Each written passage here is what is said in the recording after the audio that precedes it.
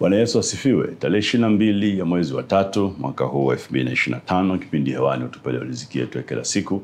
Mimi ni Mwalimu Baraka Mbonaliba kutoka Word Eternal Ministries. Kwa siku kadhaa nyuma nimekuwa nikikusemesha msingi wetu mkubwa ambao ni maeneo 8 ambako fedha hujificha.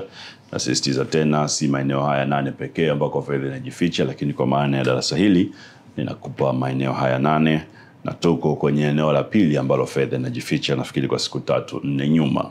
Na si jingine, ni eneo la kujitoa au kujinyima, kujitoa au kujinima, ikiwemo kujitoa sadaka maisha yako mwenyewe kwa ajili ya kile ambacho unakifanya kiuchumi. Nikusomea mistari mingi ya Esther sura ya 2, nimekusomea mistari ya Esther sura ya 3, nimekusomea Esther sura ya 4, sura ya 5 na ile sura ya 6. Habari kubwa kwa habari ya Esther, mfalme Ahasuero, Mordekai mjomba wake Esther, pamoja na Hamani aliyekuwa mtesi wao. Na nimekuwa nikikuonyesha kwa siku 3-4 zilizopita jinsi ambavyo sadaka ilikuwa ina nguvu, au kujitoa au kujinyima kulikuwa kuna nguvu katika kuleta mafanikio ya kiuchumi. Wayahudi, Esther na Mordekai walijinyima kwanza kwa kutokula chakula siku 3 mchana na usiku, lakini Hamani alijinyima kwa kujitoa hata ikibidi maisha yake kwa kuwachongea. Sura ya 6 inasema wale walinzi wa mfalme wawili waliotaka kumuua, na ile habari ikaandikwa kwenye kitabu cha taarifa. Na unaona baadaye kwa nguvu ya maombi, sadaka maombi iliyovuvia ile sadaka na ile habari, mfalme akosa usingizi na akampa Mordekai heshima aliyostahili kinyume cha Hamani. Lakini usisahau sura ya 3, Hamani naye alitoa sadaka talanta 10,000 za fedha kwenye hazina ya mfalme, na haya yalikuwa ni mapambano ya kiuchumi, sadaka kwa sadaka.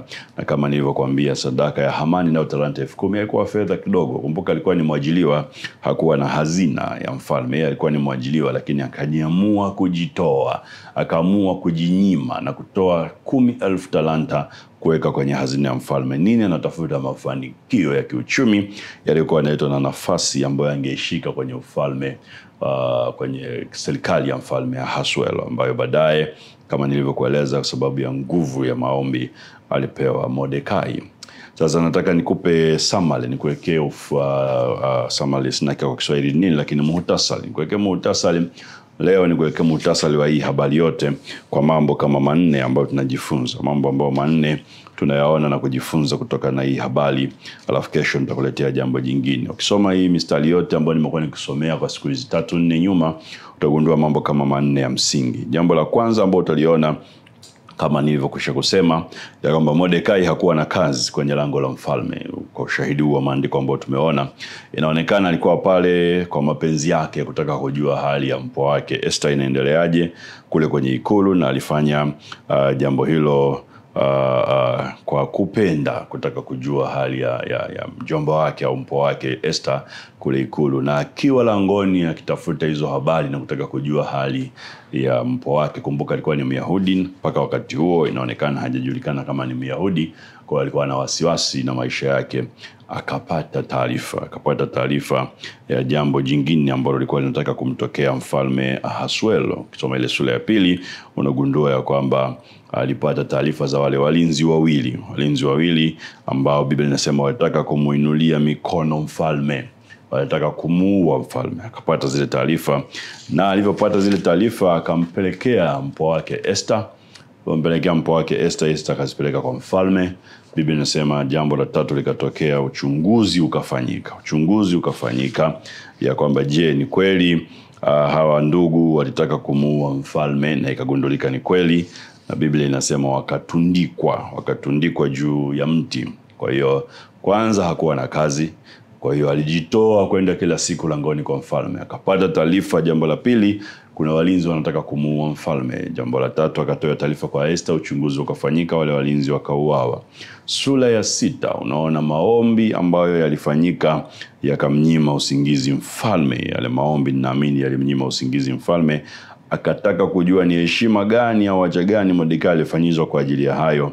Na hii nguvu haikuwa nguvu yake mwenyewe, ilikuwa ni nguvu naamini ya maombi ambayo alikuwa amefanya siku 3, na ikagundulika ya kwamba hakuna alichofanyiwa.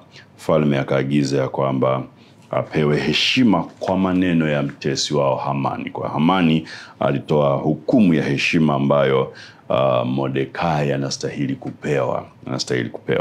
Utaona jambo la 4 ya kwamba kusoma sura 3 na 4 utagundua ili Hamani apate hiyo ridhaa ya mfalme, kama nilivyokuambia, alikuwa ameweka sadaka. Mstari wa 9 ile sura ya 3 mstari wa 9 kile kipengele cha B kinasema Hamani anatoa ahadi, anasema nami nitalipa talanta 10,000 za fedha mkomoni wao watakaosimamia shughuli hiyo waziweke katika hazina ya mfalme. Sura ya 4 mstari wa 7 inasema naye Mordekai akamweleza yote aliyompata na hesabu ya fedha. Unaona, na hesabu ya fedha Hamani aliyoahidi kulipa katika hazina ya mfalme ili Wayahudi waangamizwe. Kwa hiyo unaona, Mordekai aligundua pia kwamba Hamani amelipa fedha kwenye hazina ya mfalme ili Wayahudi waangamizwe. Haikuwa bure. Hamani alijitoa. Fedha talanta 10,000 haikuwa fedha kidogo. Hamani aliamua kusacrifice, kujitoa hiyo hela aiweke kwenye hazina ya mfalme ili aweze kupewa ridhaa ya kuangamiza Wayahudi. Na ukisoma yale maandiko vizuri utagundua hiyo fedha ilirudishiwa kwa ajili ya kufanya kazi. Kwa sababu mfalme alimwambia hiyo fedha umepewa, na pete akampa. Kilichokuwa kinatafutwa ni kule kujitoa. Kule kujitoa kulikuwa kumefunga mafanikio ya kiuchumi. Kwa hiyo wote walijitoa. Mordekai alijitoa kwanza kwa maombi pamoja na Esther na Wayahudi wote ya kufunga, lakini pili kwa kuwachongea, kama Biblia inavyosema mstari wa 2 sura ya 6, wale walinzi wa mfalme na wakauawa. Na hii ni kama nilivyokuambia, alikuwa ametengeneza vita na wale askari wa mfalme ambao wangeweza hata kutoa maisha yake. Alijitoa maisha yake kama sadaka, na Hamani alikuwa ametoa sadaka yake talanta 10,000. Mashindano ya hii sadaka yaliamliwa na nguvu ambayo sadaka ya Mordekai ilikuwa imebeba ya maombi, na Mordekai akapewa mafanikio kwa mdomo wa mtesi wake ambaye ni Hamani. Ili ufanikiwe kiuchumi, sharti ujifunze kujitoa au kujinyima, na si kwa ajili yako tu, lakini kwa ajili ya wengine. Hamani alikuwa anapigania taifa lake ili Wayahudi wasije wakatawala taifa lake, japo alikuwa na maslahi binafsi. Lakini Mordekai pia alikuwa hajiangalii mwenyewe. Ndio maana alimuuliza swali Esther ya kwamba nani ajua ya kwamba wewe umeujia ufalme kwa wakati kama huu, na kama ukikaa kimya Mungu aweza kuinua mtu mwingine kuwatetea Wayahudi. Alikuwa anatetea taifa zima, lakini angalia, alikuwa tayari kujitoa maisha yake binafsi kwa ajili ya taifa zima la Israeli, kwa ajili ya Wayahudi. Ndivyo tulivyo. Ili uwe na mafanikio kazini, kanisani, kwenye huduma, jambo moja ambalo Mungu ataliangalia ni uwezo wako wa kujitoa maisha yako kwa ajili ya wengine, kujitoa muda wako kwa ajili ya wengine. Sadaka yako binafsi ambayo unaitoa kwa kujinyima ni ya msingi sana ili kuleta mafanikio ya kiuchumi. Kesho nitakuletea sehemu nyingine ya somo hili, na endelea kufuatilia vipindi vyetu kila saa 12 asubuhi. Uwe na siku njema, mwaka mzuri uliobarikiwa. Mungu akubariki sana. Amen.